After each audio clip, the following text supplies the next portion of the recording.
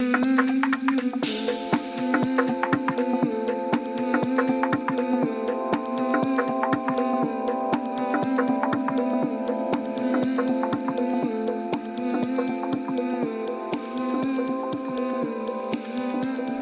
up, and welcome to Clarity for Parents of Athletes, bringing you stories from professional athletes about their parents and how they were raised.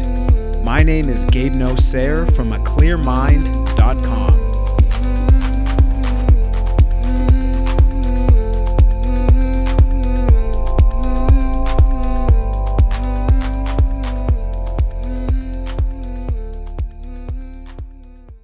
So what were your biggest takeaways from my interview with Doug Flutie? Well, I'll tell you mine. For me, my first one is the idea of expectations of our children. Many parents, including myself, at a point in my life at least, head into parenthood expecting their child to be a certain way. We expect them to behave in certain ways, to perform in certain ways, to speak in certain ways, and for some, to play in certain ways. When we perceive that children are not meeting our expectations, then frustration can build up due to feeling like we have a lack of control, which, if you remember from episode number 5, it really comes from fear, the food of the ego. We fear that our child will not only not meet our expectations, but won't achieve success athletically, academically, socially, whatever it is. Doug Flutie's path as a father took a sharp turn when his son Dougie began withdrawing emotionally and socially and was then diagnosed as being autistic. After that, he said there were no expectations. The result of letting go of expectations was it put a spotlight on the progress that Dougie makes day to day and the joy that his parents feel when he accomplishes quote-unquote small tasks. Some of you listening to this might be thinking, well, of course it's easier to let go of expectations when your child is autistic. Well, my validating answer to that is I can understand that logic that autistic children function at a different level, so why not just focus on the small things? But my question back to you is, why can't we let go of expectations of all children? Now, that's not the same thing as letting go of boundaries and letting children do whatever they want. I've said it before in other episodes that children absolutely need boundaries and to know how much is too much when it comes to behavior. But as always, the best way to communicate that is through a calm and loving but firm manner. So think back to the episode with Andrea Neal and the three questions she asks herself. Is what I'm saying correct? Is it kind? And it is helpful? Now that's so beneficial to do when you set boundaries with your child. Now, when we let go of expectations, whatever they may be, just like Doug did, we start to see the lives of our children in a different lens. Just like Dougie, we see the beauty in the small things. And of course, if we see the beauty in that, we see the beauty in everything that our children are doing. Even with the less than desirable behavior, we start to see that as a chance to educate your child and ask questions like Jay Demerit's dad did with him, like, why do you think you decided to do this? Instead of, hey, what were you thinking doing that? We expect better from you. Instead of erupting in frustration, we give our children a chance to look inward by asking them questions and also validating the fact that we understand that they decided to make that choice, whatever it is. But it's hard to do that if we're always looking through the lens of expectation. When we change that lens, we start to see the beauty in everything because we're focused on a huge aspect in not only our child's life, but ours. And that is the journey of life, not the destination.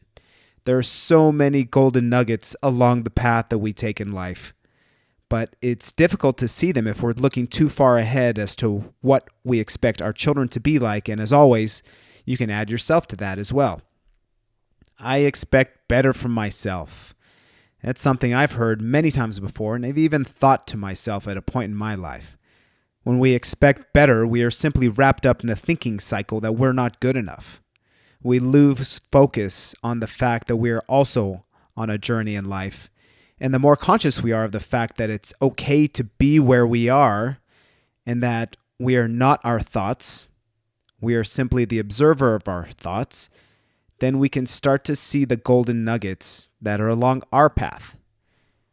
Every quote-unquote negative experience in life is a chance to look inward and to grow. But of course, it takes being conscious of the fact that we are already perfect and innocent beings in order to slow down and enjoy the path to life, no matter where we are, and stop focusing on where we or our children are not.